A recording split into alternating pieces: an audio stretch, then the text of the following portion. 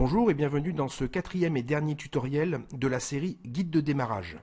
Nous aborderons ici une grande partie des outils mis à votre disposition dans le cadre de l'exploitation de la console d'administration au quotidien, notamment en termes de reporting. Nous partons donc du principe que la solution est maintenant entièrement paramétrée et déployée sur les postes et les serveurs de l'entreprise. Commençons par la gestion des machines dans l'onglet Ordinateur, qui se trouve dans les différents groupes d'administration. Vous remarquerez immédiatement la notion de code couleur chère au produit Kaspersky, ainsi que l'affichage en multicolonnes riche d'informations.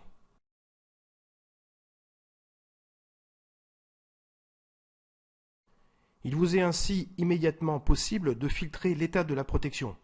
Rouge pour critique, jaune pour avertissement, vert pour OK.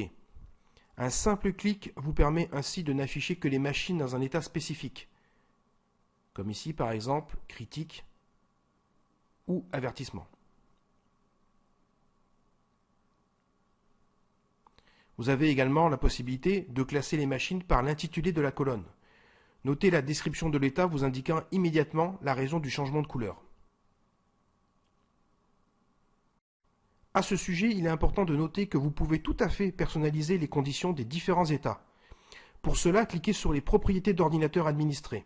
Dans la section État du poste, redéfinissez à loisir les conditions. Par exemple, si le nombre de jours affichés dans la colonne Valeur vous paraît trop faible, vous pouvez en choisir un plus important en double-cliquant dessus, tout simplement. Par exemple ici, la machine passera en rouge si l'analyse complète n'a pas été faite depuis plus de 30 jours. Vous pouvez également tout simplement décocher des conditions que vous pourriez estimer non pertinentes, comme par exemple ici l'état de la recherche des mises à jour Windows ou l'état du chiffrement. Faites ensuite la même chose pour l'état avertissement. Alors même si cela peut paraître anecdotique, j'attire votre attention sur le fait de bien paramétrer cette section, car cela aura une incidence sur les statistiques, le tableau de bord récapitulatif au niveau de l'accueil, ou encore sur les requêtes, sur les sélections d'ordinateurs que vous pourriez réaliser.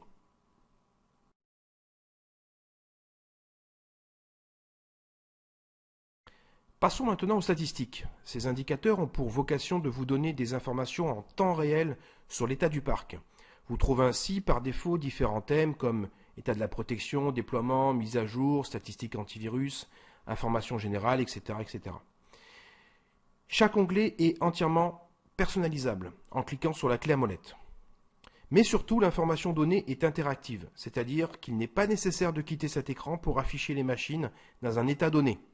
Vous pouvez interagir avec elles, voir leurs propriétés, en sélectionner une ou plusieurs pour exécuter une action immédiate, comme une tâche de mise à jour, comme installer une application, etc.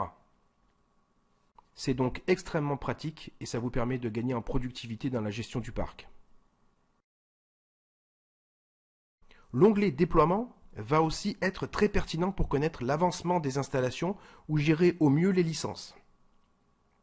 L'onglet mise à jour va vous permettre de voir si vos machines récupèrent bien les définitions antivirales. Et bien sûr, le fameux onglet statistiques antivirus vous permettra de voir les malwares interceptés en temps réel, avec ici une vue que j'ai paramétrée sur 30 jours. Par défaut, vous trouverez 4 graphiques. Le nombre de malwares détectés sur une journée, le type de malware, vous constaterez d'ailleurs ici que nous avons affaire essentiellement à des chevaux de Troie et des vers réseau, le top des ordinateurs infectés et enfin le top des utilisateurs infectés. Petite remarque importante, à l'installation du produit, la période par défaut est de 1 journée, ce qui n'est pas très représentatif. Je vous suggère donc de passer à 30 jours ou plus, comme vous le voyez à l'écran.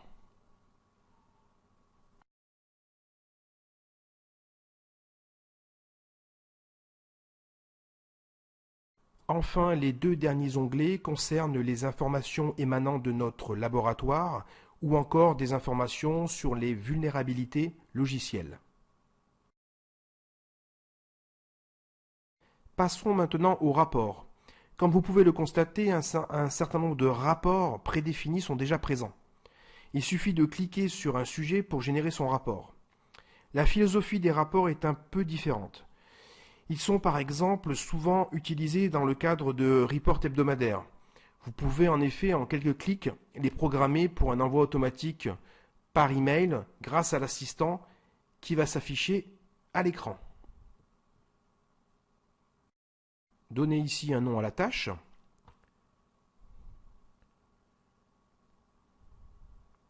Sélectionnez les rapports de votre choix. Choisissez le format, l'envoi par email et ou l'enregistrement sur disque dur. Petite remarque d'ailleurs, l'adresse email est celle par défaut rentrée lors de l'installation du produit, mais vous pouvez bien sûr la changer en cliquant sur le lien.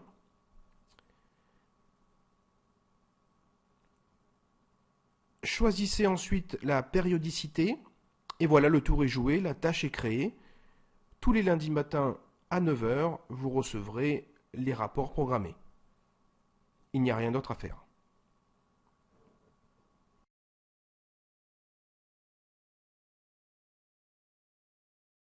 Bien sûr, il vous sera possible de créer de nouveaux rapports à volonté, soit sur des nouveaux sujets, soit sur des groupes spécifiques, car n'oubliez pas que les rapports prédéfinis concernent tous les ordinateurs administrés.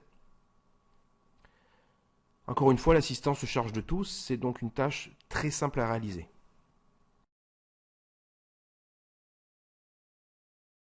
Abordons maintenant une fonction extrêmement pratique et puissante, les sélections d'ordinateurs. Comme vous le voyez ici aussi, de nombreuses sélections d'ordinateurs sont déjà présentes. Elles vous permettent d'afficher de manière instantanée une liste d'ordinateurs répondant à des requêtes. Par exemple, tous les ordinateurs de tous les groupes en état critique, ou encore les ordinateurs avec des bases de signatures dépassées, etc. etc. Vous remarquerez d'ailleurs le côté instantané de l'affichage du résultat de la requête, démontrant encore une fois la rapidité et la puissance de la console MMC, de la console d'administration Kaspersky. Alors ce qui est également très intéressant, c'est que vous allez pouvoir créer vos propres requêtes sur des sujets très variés. Créons par exemple une requête de test. Dans la section Conditions, éditons ses propriétés. Comme vous pouvez le voir, les sujets sont vastes. Vous pouvez faire des requêtes sur un nom d'ordinateur, une plage IP, une recherche par repère, aussi appelée tag. Vous pouvez également choisir des requêtes sur des unités d'organisation dans l'AD, pourquoi pas, sur une activité réseau comme par exemple une connexion maintenue avec une machine, l'affichage de toutes les machines relais, une recherche sur un système d'exploitation en particulier, ou mieux encore, pourquoi pas, une application spécifique installée ou non sur un ordinateur. C'est donc extrêmement puissant en termes de possibilités. Les requêtes vont bien au-delà de la sécurité et elles peuvent vous aider dans le cadre de la gestion d'un parc.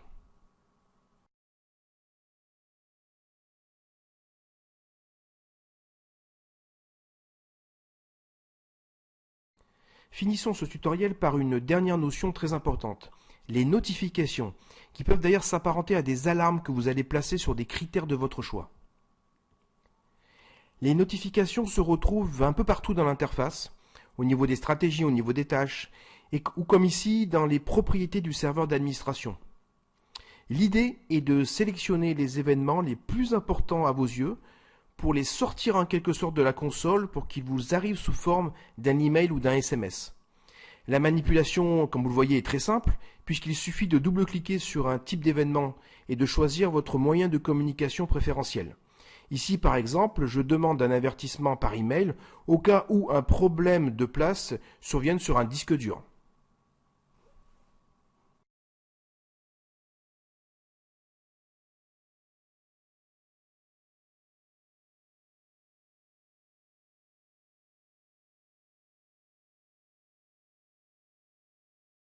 Il est également intéressant de configurer des notifications dans la stratégie Kaspersky Endpoint Security 10.